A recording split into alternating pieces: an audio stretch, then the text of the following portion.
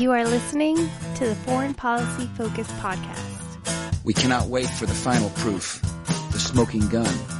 It could come in the form of a mushroom cloud. Haven't you driven enough people from their homes already? Bulldoze their villages, seize their property and their laws. They had no part in making it. Now working in Libya with friends and allies, we've demonstrated what collective action can achieve in the 21st century. Now the host of the show, Kyle Inslee.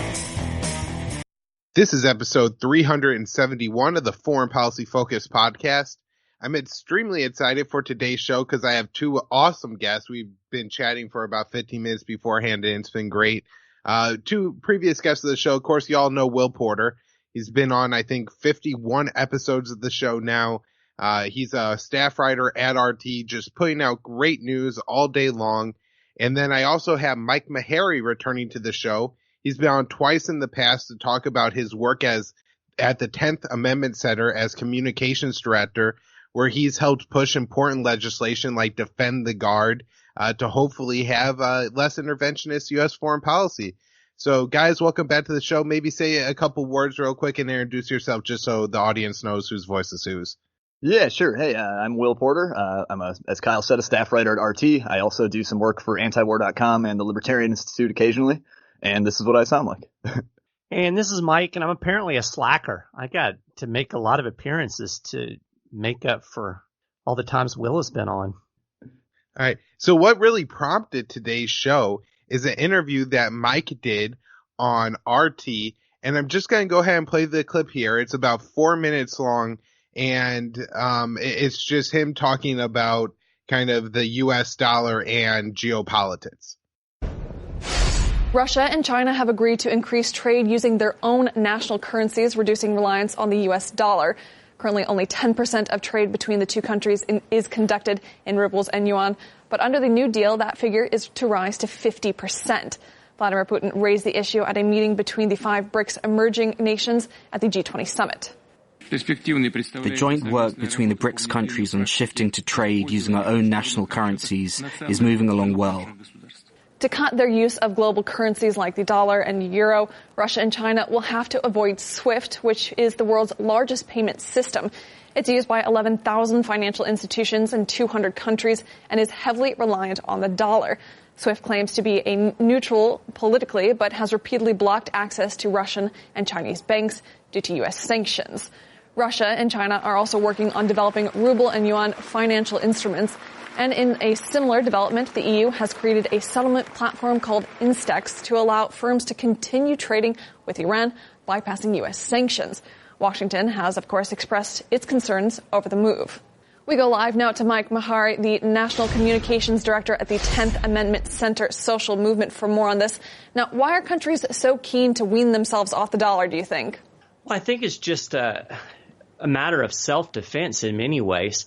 The U.S. has used the SWIFT system as kind of a billy club as an instrument of foreign policy, and I think it's only natural that countries that are on the other end of that billy club are going to look for ways to pull themselves out of that type of situation. So we're seeing this movement across the world. You mentioned the various policies that have been adopted by Russia and China. We know that Russia has created its own internal payment system that has become very popular within that country. And then we're also seeing a number of central banks purchasing gold, which is internationally a stable real money as opposed to the fiat currencies created by all of these central banks. So it's just a natural reflex to avoid the billy club and to create independence for themselves and for their own economies. Now, if more countries follow suit and ditch the greenback, what kind of effect will that have on the U.S. economy? Well, I think it could have a very negative effect on the U.S. economy, and I think a lot of people don't understand this. The dollar is already in a precarious situation because the U.S. central bank has been essentially printing money for over a decade in response to the economic crisis of 2008. And this has created all kinds of economic bubbles. We see the stock market rising. We see asset bubbles inflating just like it did before the 2008 crash. So the dollar is already in a risky position. As more and more countries seek to eliminate their dependence on the dollar, it further weakens the currency. And, eventually many people believe that the dollar will not be the reserve currency, or at least not the sole reserve currency. So I think the U.S. should be very careful in the way it uses its money. And I think Americans need to be aware that this is a risk to their own economies. And, I think it's important to understand that within the original U.S. constitutional system, in the first place, foreign policy was meant to be, harmony with all. That was the way George Washington put it. And the U.S. has taken a more and more interventionist foreign policy, and this is enabled by the central bank printing money out of thin air. And this is a really problematic situation for the United States domestically. SWIFT claims it's a politically neutral system, but is that really the case? Well, I don't think it is. I think it's very obvious that it's been used by the United States and other Western powers as a tool for economic diplomacy, shall we say. It's the same thing with the U.S. Central Bank. It claims to be politically neutral as well. But anything that's connected with a government is inherently political, whether it be a central bank or a payment system or, an international monetary fund. All of these things are political. Mike Maharrey, the National Communications Director at the 10th Amendment Center, thank you for your time. Thank you for having me. All right. Well, I really thought, Mike, you did excellent in that interview, kind of taking on from a libertarian, non-interventionist perspective, and also looking at kind of some of the consequences of the U.S. foreign policy in the world. So I'll just go ahead and give you a couple minutes and, take it from whatever angle you want on my show as far as, the message you're trying to get across at the 10th Amendment Center here. Yeah. The way that the folks at RT found me is they found an article that I wrote, I think it was October of last year, so it was quite a while back, on just outlining the way that the United States has used SWIFT, which is, if people aren't familiar, it's basically the biggest payment system globally. So, simple terms, actors in different countries use SWIFT to transact business seamlessly. It's basically a way to transfer funds back and forth. And it's basically how the global economy runs. It runs through SWIFT, and because it runs through SWIFT, it is part of what supports the dollar as the reserve currency.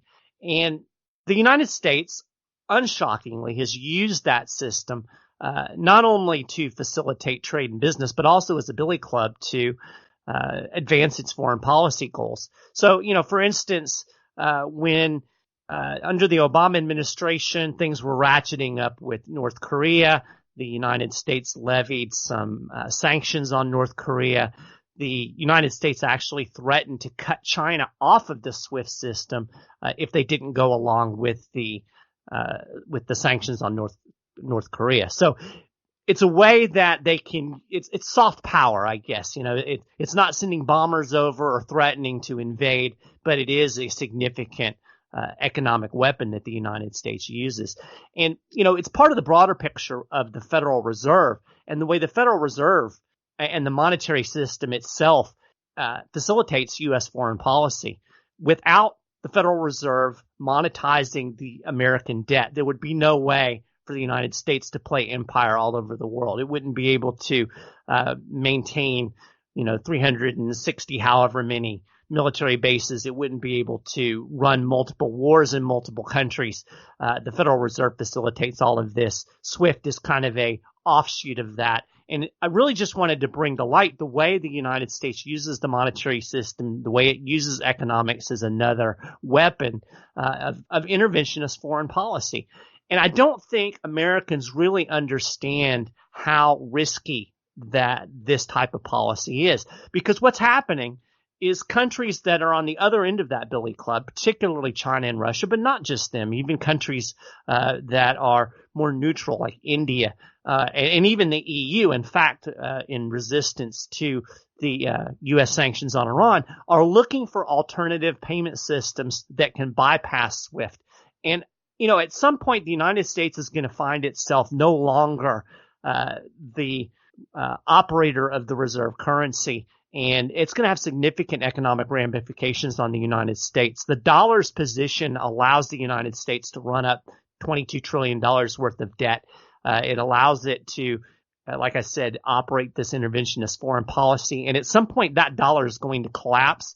And by using the dollar as a weapon, it's making it more likely that other countries are going to look for ways to facilitate that collapse. So it's just a really dangerous and foolish policy for the United States to follow. But unfortunately, I mean, this has been the status quo for decades, and I don't have any suspicion that it's ever going to quit until the whole thing collapses like a house of cards. Right. And so, you got to go on RT and convey this message. You look great with the tie, the nice white beard makes you look very distinguished and knowledgeable.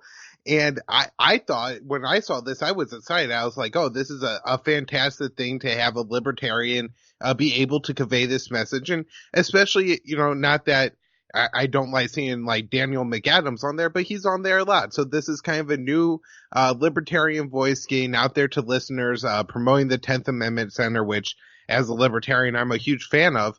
But you ran afoul of somebody, a high-ranking libertarian here, Mike, with this statement. Do you want to get into that a little bit?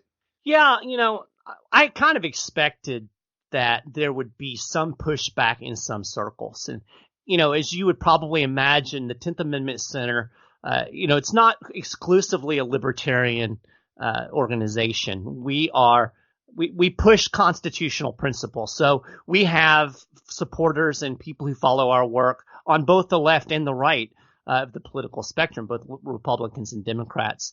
And, we've angered the Trump supporters a lot over the last couple of years because obviously with him in the White House, we are focusing on the unconstitutional actions that are going on in the federal government under this current administration, just like we did under Obama. And of course, the Trump supporters loved it when we criticized Obama, but they don't like criticizing their holy one. That's just the nature of politics in general. So I expected to get that angry reaction from that portion of the population who is automatically, oh, Russian, blah, blah, blah. It's just this foolishness of Russian collusion. So I wasn't surprised. I was a little bit surprised when the chair of the Libertarian Party, Nick Sarwark, kind of threw a little bit of shade at me in a Facebook post. And, honestly, I'm not even really sure what his point was. I don't know. I don't want to ascribe motives to him. It is what it is. But he kind of insinuated at least that it's not really such a good idea to go on a platform with an agenda such as RT. Now, my response to that immediately was, well, if we're going to, limit ourselves to media outlets that don't have an agenda, well, I guess we're not going to be on any media outlets, because if you don't think CNBC or CNN or Fox News doesn't have an agenda, well, then you're a fool.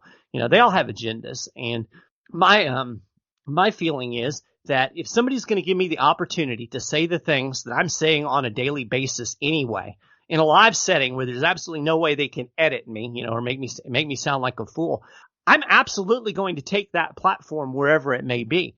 And the fact of the matter is, Fox News and CNN aren't calling, and they're not going to. They're not going to let me get on an American network and question the one unquestionable policy, the one place we have bipartisanship in the United States, and that's interventionist foreign policy. People always, we need more bipartisanship in the United States. Every time we get bipartisanship, we get a war. That's what bipartisanship means. That's the one place where everybody comes together. They're not going to let me come on and talk about it. So if RT is going to give me that opportunity, I'm absolutely going to take it. And, if it furthers some agenda in Russia, well, I'm sorry. It's not that I'm not telling the truth. If I was going out there lying and intentionally trying to,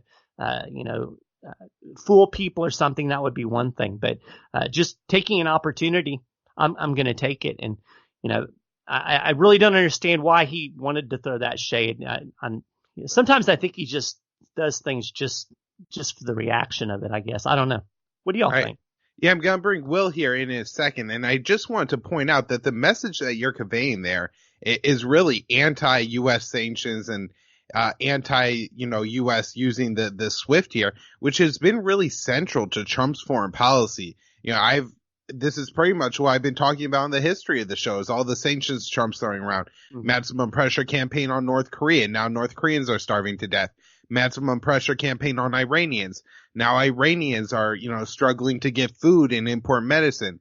Maximum pressure on Venezuela. Now there's studies out that say Americans contributed to 40,000 excess deaths because of those sanctions. Right. And so really what you're doing is attacking Trump's. And so I don't know, it just feels weird that he would go after you on the whole, Russia conspiracy thing here, where you're attacking, Donald Trump's foreign policy at the same time, not necessarily a more like liberal established order, though I'm sure all the warhogs do love Donald Trump's sanctions at least. But Will, I want to bring you on to give you a chance to, I guess, respond a little bit to this whole business with RT, just because, you've been writing there, and I've given you a platform on the show as well as you've had a platform on RT to, spread the word that you want to spread. Sure. Yeah. So yeah, just I guess first to maybe underscore some of the points that Mike made, and just like the importance of his message that he told on this international broadcast. As he said, SWIFT is indeed used as like a vital choke point and sort of used as a bludgeon against American adversaries around the world. In fact, even like this week, this is in the news cycle right now.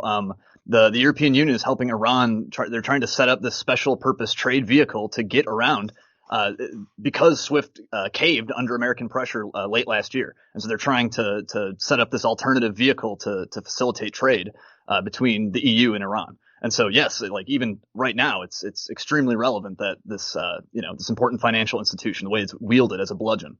But yeah, in terms of Sarwark and the sort of negative reaction to, anything, with any patina of Russian attached to it. One thing I would like to first point out is the fact that, and a lot of other people pointed this out too, with a lot of screenshots and snarky remarks, that Nicholas Sarwark also has appeared on Russia Today before. And so it's a little bit, I don't know, it's a little hypocritical to try to say that this is, you better find a better booking, or you're going on someone's platform to serve some agenda when he's done the very same thing himself. So I don't know where he could be coming from there.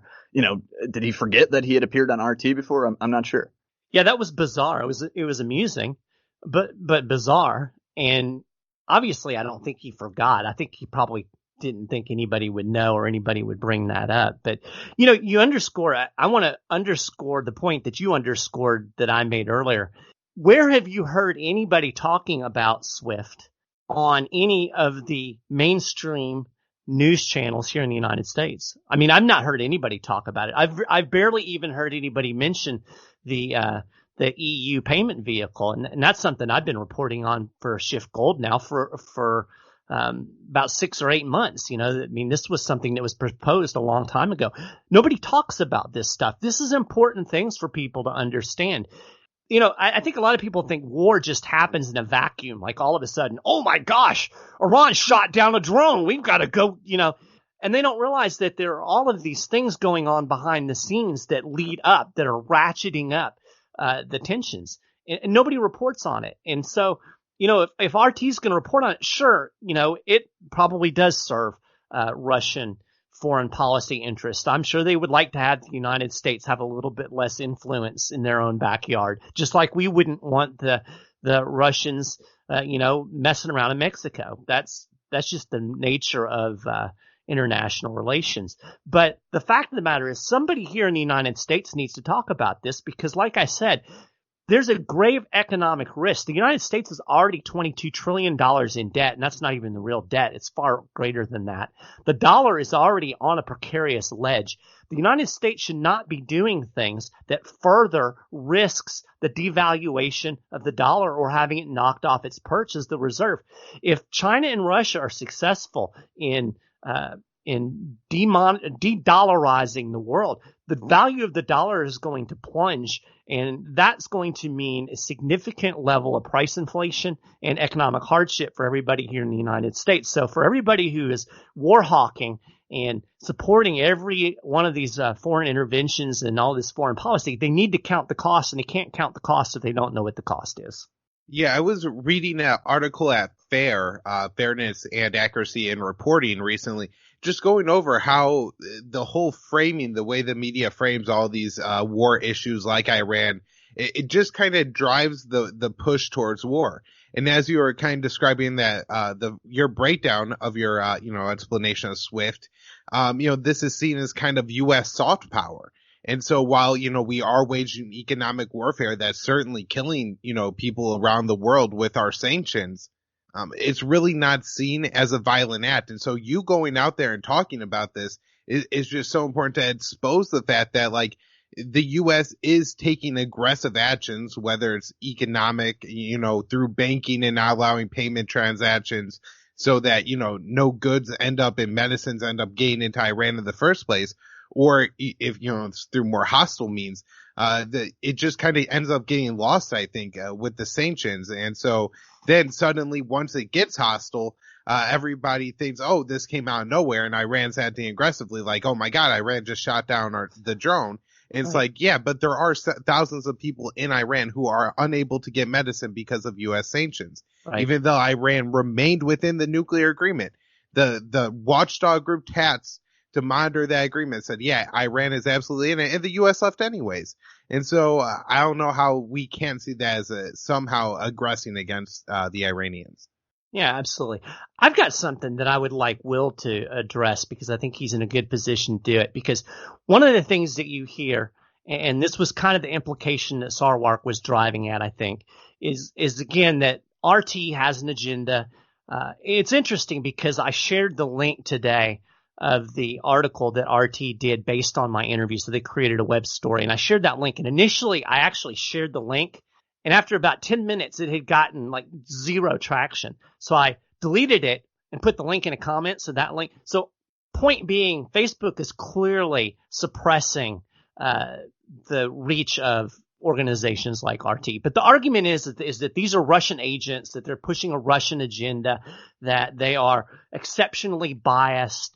And you'll even hear people say, well, RT is a Russian government news organization. And Will gave a good explanation in a comment thread somewhere about the reality of RT and the fact that it's not really a state-run organization. It is state-funded. And I think it would be good for Will to kind of clarify from his position exactly what kind of news organization we're talking about. Yeah, sure. So at least from my perspective, as a staff writer, I guess admittedly I'm fairly low in the totem pole. But in terms of like you're a low level comrade. Yes, exactly. I'm a low level apparatchik. But in terms of, the editorial like leaning or the content that is allowed to be written on the site, I mean, I pretty much get to determine all of it. I get to determine the headline. I even get to pick like the cross links to the article and the cover to it. And so pretty much everything, like all the content that's being produced, I get to decide. Like obviously in any newsroom, you're going to work with editors, but all the editing considerations are literary and like newsworthy, considerations. Like I've yet to encounter a single comment, about, political leaning or bias. Now, certainly I do have like my own leanings, and perhaps, I'm a radical libertarian and I'm very anti-war. And so, perhaps there's some editorial overlap between, the interests of RT at the highest level and me as an American libertarian. But basically, as Mike is saying, anyone who's willing to host this, to give me a platform to say the things I'm going to be saying every single day anyway, like I'm okay with that. I have no compunction there. Well, I think there is somebody who might not be okay with that. And I've seen, Nid Sarwar tweet about this. I believe it was in response to a Ron Paul Institute article.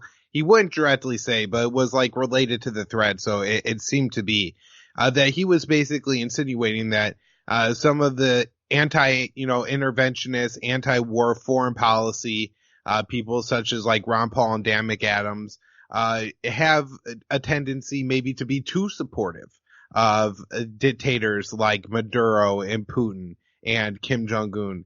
And so that's his narrative, and I'll go ahead and let you take that on however you want.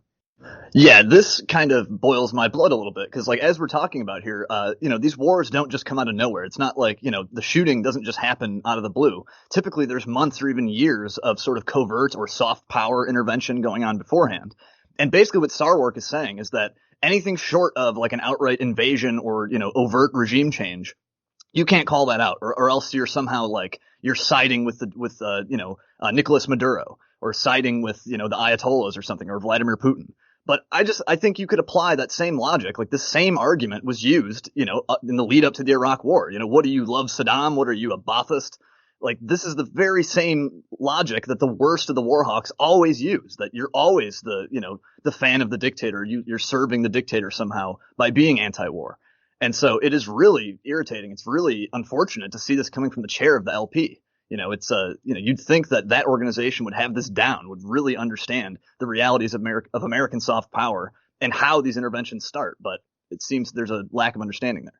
I know there's been a lot of debate, about, for instance, with the Venezuela issue. And honestly, I'm not well versed in this at all, so I can't render an opinion one way or another. But there seems to be legitimate and good intentioned people on both sides of whether which president is the legitimately elected president. And like I said, I have no idea. So I get that you could have that disagreement, that you could look and say that the opposition guy, he should be legitimately in, or you could look at Maduro, or however you say his name, and say he should be the guy. And it's fair to have that debate. The thing that boils my blood is the notion that taking one side or the other, that the U.S. should intervene.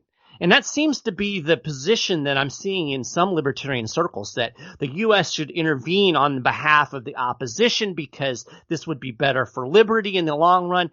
My answer to that is that every single American intervention has ended in utter disaster.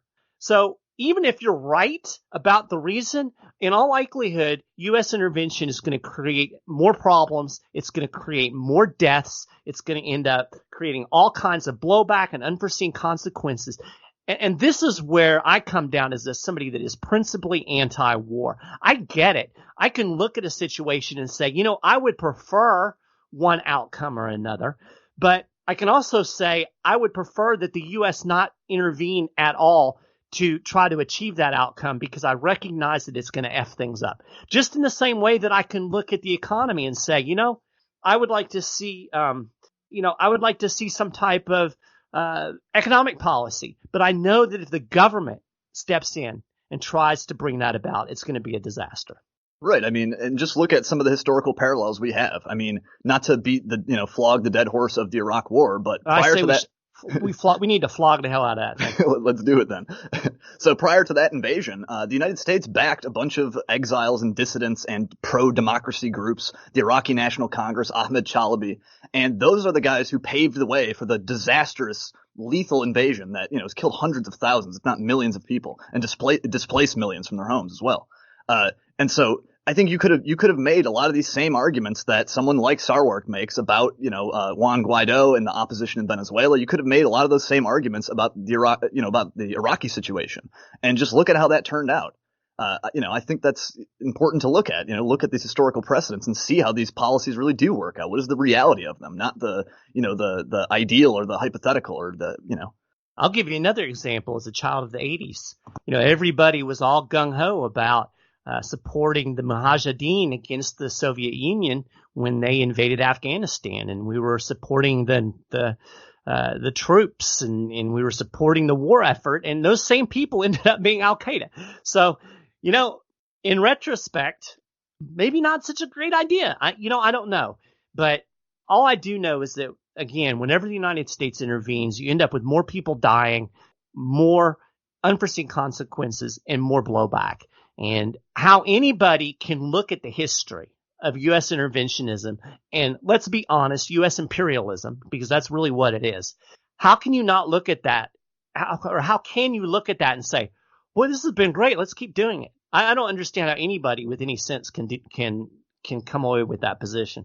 Right. And there's a point that Scott Horton always makes on this issue, which I think is very important, and that is the U.S. is the world empire. And so that means that any country, especially any country possibly in the crosshairs of the U.S., is always acting in reaction to what the U.S. might do. Because something as simple as putting some banking sanctions on Venezuela could really just kind of start to cripple the whole economy. Apparently, when those kind of sanctions start to go in place, then all of a sudden transaction fees get a lot more expensive. And so even doing simple business between Venezuela and another country gets a lot more expensive. And so there's all these little things that start to happen because the U.S. is the world empire. And not only can, we bomb any other country we want, or probably the entire world off the face of the planet if we so choose to, but at the same time, we do have, dominance over the dollar, and that's, the world reserve currency through the SWIFT. It's just such a dominance that the U.S. really does have. Now, that does seem to be waning as we look at, the the U.S. sanctions on Iran, creating a situation where, the European countries are looking to go around SWIFT, and I think they've set up a payment vehicle that hasn't really taken off because the U.S. sanctions are still more powerful. But, BRIC countries are looking to go around, and it seems that, the more we get into the, aggressive foreign policy and lose our empire, the more these are going to be violated. But looking at the world right now, when you look at Putin, Kim Jong-un, or Maduro,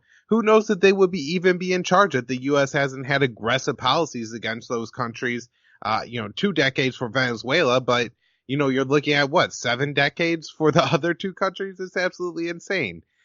4 decades now for Iran, that they have been the enemy of the United States. Yeah, and we're doing the same thing with China. And to me, that's a country that people should really look out for and be concerned about. Just consider the fact that China is the largest holder of U.S. treasuries.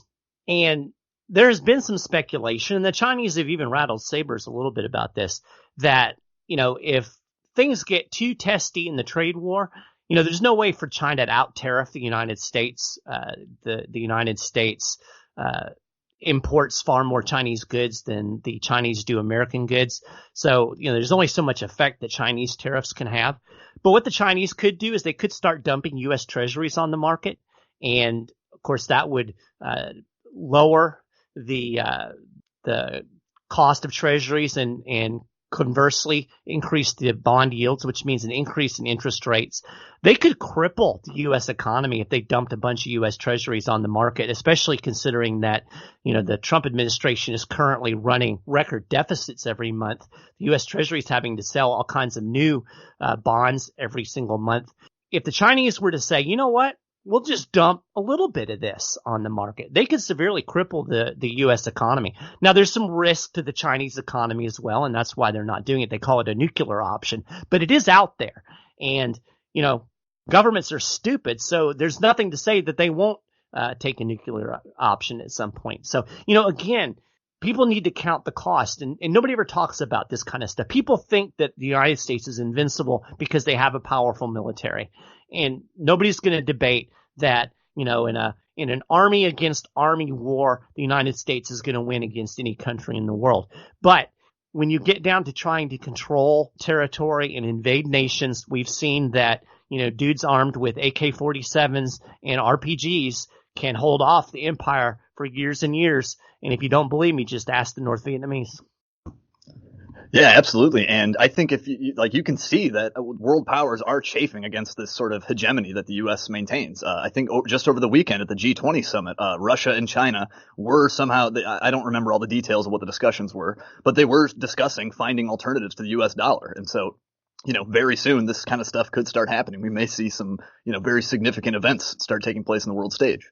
Yeah, as I understand it, the Russians and the Chinese have agreed to facilitate more trade between those two countries in rubles and yuan as opposed to dollars. So again, we're seeing these step-by-step moves by these countries to pull away from the dependence on the U.S. dollar. Another thing that's happening that I think is really interesting is you look at the number of central banks right now that are buying gold, and the leader of the pack is Russia. And the second leader of the pack is China. And then we have countries like India, Uzbekistan, Kazakhstan, even some of the European countries like Hungary, all buying gold, which is another way to diversify away from the dollar. And I've long thought that both the Chinese and the Russians at some point will utilize their gold holdings to try to back one of their currencies, probably the yuan, when it finally makes a play to usurp the dollar. So it is really interesting. The Chinese and the Russians are both buying between 15 and 30 tons of gold every month. So, again, we see these step-by-step moves. We see this chafing. Foreign policy is not just about bombs and guns. It's about economics and currencies and dollars. And the U.S. is putting itself in grave danger. And unfortunately, that's not good news for us. High interest rates, inflation, all of those kind of things don't bode well for your average consumer out there who's, saddled up with their own pile of debt. Right. And I guess, there's probably a real risk, too, to a situation occurring where as the U.S. continues to put tariffs and restrict trade with China will increasingly look to other partners. There's the BRICS countries that's always mentioned, but particularly Russia. And that could really change, geopolitics and war strategy. If the U.S.-Chinese relationship becomes less important to China and the relationship with Russia becomes more important. I mean, remember, these countries share a long stretch of border. And I know there are some historical territorial disputes, and I honestly don't understand how important those are, but, it may be something that means that, it's never going to be like a U.S.-Canadian relationship, but maybe something can get worked out there that they kind of turn, off the newts against each other. And that, at least for the whole neoliberal world order types, that I think would be the ultimate catastrophe in their worldview. And that's exactly what they're driving us towards. Yeah. Commerce is a great equalizer. Commerce makes friends out of enemies. And, I think by and large, the U.S. has had fairly decent relations with China. It certainly hasn't been, you haven't seen the rhetoric between China and the United States as you have seen with, a North Korea or an Iran. But with the increasing trade friction, like you said, China's going to start looking for other markets, and there are other markets out there. The fastest growing economy in the world are, third world economies. You look at India with millions and millions of people in a rapidly expanding economy. There's friendly relations or growing relations there. So, trade can overcome and commerce can overcome a lot of these geopolitical animosities. And I think that in some ways the United States has protected itself by engaging in trade with a lot of the world. That's something that concerns me about the Trump, the kind of isolationist trade policy that he seems to favor. And, it's not just China. I mean, he's threatening tariffs on the EU, and we've obviously had the whole NAFTA fiasco, which it's been a fiasco since the beginning. But yeah, it's really interesting, and there's a lot of economic geopolitical things that are going to factor into what happens big picture in terms of global politics over the next decade or so. Yeah, well, I mean, he's threatened to sanction European countries if they import Iranian oil, or threatened to sanction German companies if they helped Russia construct the Nord Stream 2 pipeline to bring cheap natural gas into Europe from Russia. Right, they're pumping into like Germany and in Central Europe. That would be absolutely fantastic for those countries. But I guess we should get wrapping up here, guys. I just want to highlight, as important it is to talk about, what's going on in the Libertarian Party and everything. I'm glad we mostly focus on SWIFT and what the U.S. is doing to control the rest of the world. But I guess it does, really get under my skin that the LP chair is taking his time to bother you about getting a platform and going on and speaking this good message when there's things like the genocide in Yemen going on. Right. So, if you're gonna, be picky and complain about things, let's complain about some good things.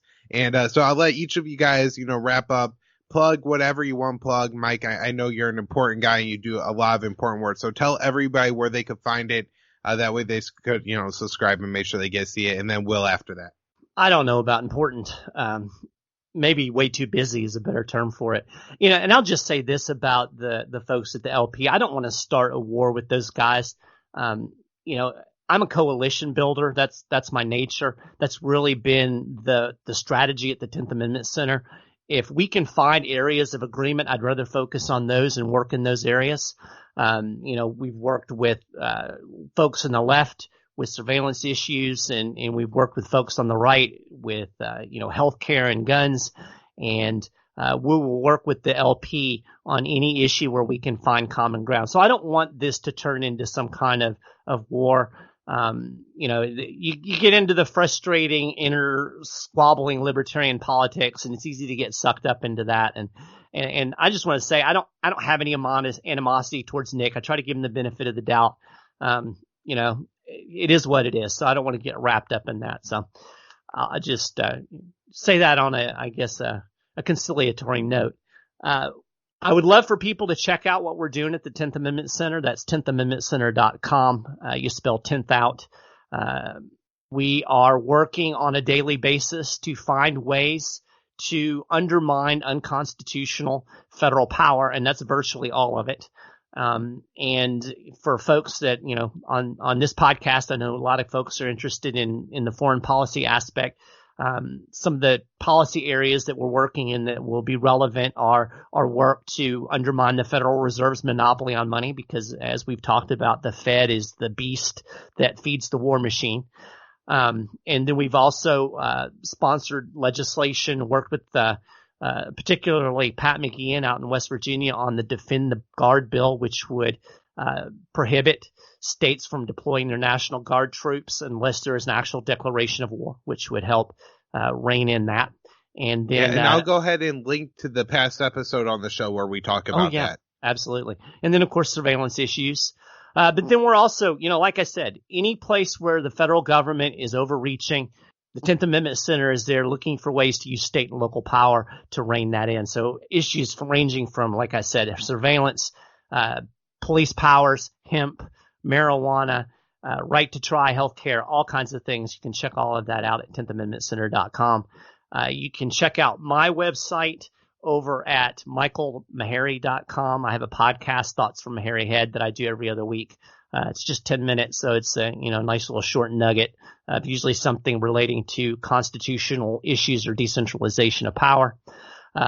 If you are a Christian or even sympathetic to Christianity and interested in how that belief system intersects with voluntarism and anarchy, with a very heavy anti-war message, you can check out my side project, godarchy.org. I have a podcast over there. Last issue was with Tom Woods. We talked about a Christian view of economics. I've interviewed some of the folks over at the Muslims for Liberty, which I thought was a really interesting episode, trying to build bridges and stop hating each other, which would go a long way towards ratcheting down the warfare state. So you can check that out. And then if you're interested in the economics and particular focus on Federal Reserve and gold, I'm the news editor over at shiftgold.com, and all of the content over there I produce. So you'll find out what's going on in the world of gold. And I do write quite a bit over there about what's going on with the weaponization of the dollar and central banks buying gold and SWIFT and some of the things we've touched on today. So, that pretty much covers it, I think. All right. And you guys, if you'd like to, find my writing, you can find me at rt.com. I work with the web team there to produce the news and the content of the website. I usually don't get bylines. I'm a staff writer, but if you want to see what I'm personally writing, you can usually go check my Twitter handle and find my actual articles. And that's at WKP ANCAP, ANCAP. Otherwise, you can find me at the Libertarian Institute, Consortium News, antiwar.com. And I guess as a final note, I would say too that, I don't want to make any enemies with the LP. For me, I'm an ecumenical guy. The more the merrier to me. Left, right, libertarian. If you are anti-war, then I want to join forces with you. But yeah, sometimes I think it is good to point out some of these, some of the differences among us. All right. Thanks, guys, for coming on. Thanks, Kyle. Thanks for having us.